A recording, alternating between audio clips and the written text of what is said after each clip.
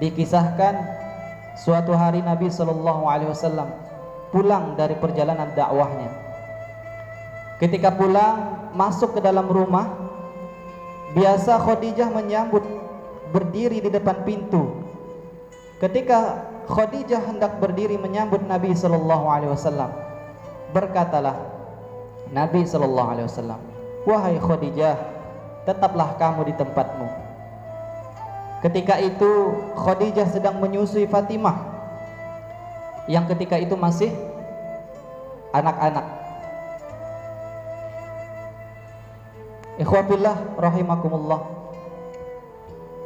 Karena begitu pengorbanan Nabi Shallallahu Alaihi Wasallam dan Khadijah untuk agama ini, agar bagaimana hari ini kita kenal dengan Allah Subhanahu wa Ta'ala, agar bagaimana hari ini kita kenal bagaimana caranya sholat, supaya hari ini kita kenal Tuhan yang sebenarnya, agar kita kenal kepada Allah Subhanahu wa Ta'ala.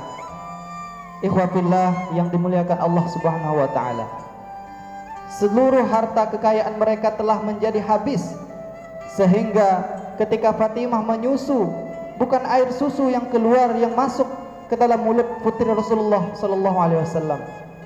Maka Nabi Sallallahu Alaihi Wasallam segera mengambil Fatimah dan diletakkan di tempat tidur. Kemudian berganti Nabi Sallallahu Alaihi Wasallam yang berbaring di pangkuan Khadijah. Nabi Sallallahu Alaihi Wasallam karena begitu lelahnya dalam aktivitasnya menjumpai manusia dengan menghadapi cacian, makian, fitnah manusia, ketika itu Nabi Sallallahu Alaihi Wasallam tertidur. Ketika itulah Khadijah dengan belayan kasih sayang membelai kepala Nabi Sallallahu Alaihi Wasallam. Tak terasa air mata Sayyidah Khadijah menetes di pipi Nabi Sallallahu Alaihi Wasallam. Nabi pun terjaga. "Wahai Khadijah, kenapa engkau menangis? Adakah engkau menyesal bersuamikan aku Muhammad? Dahulu engkau wanita bangsawan, engkau mulia, engkau hartawan. Tetapi hari ini engkau telah dihina orang. Semua orang telah menjauh darimu. Seluruh harta kekayaanmu habis. Adakah engkau menyesal, wahai Khadijah, bersuamikan aku Muhammad?"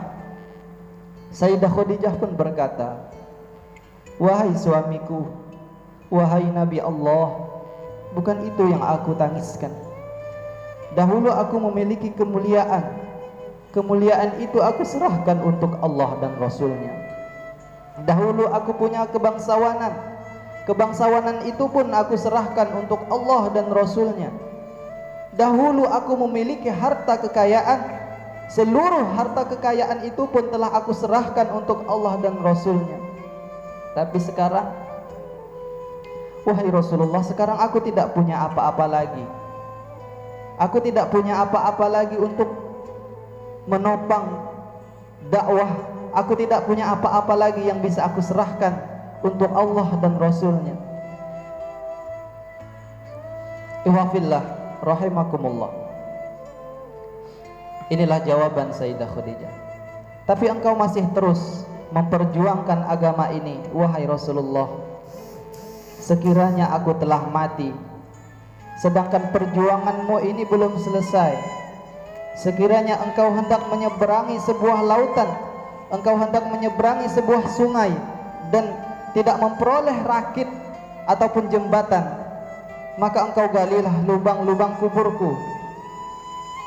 Engkau ambillah tulang belulangku, engkau jadikan sebagai jembatan untuk engkau menyeberangi sungai.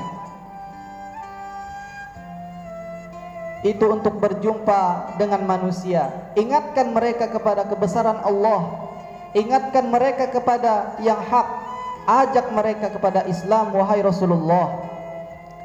Ikhwafillah rahimakumullah. Seorang nabi yang agung, seorang istri yang agung, suami istri berpelukan sambil menangis memikirkan agama ini.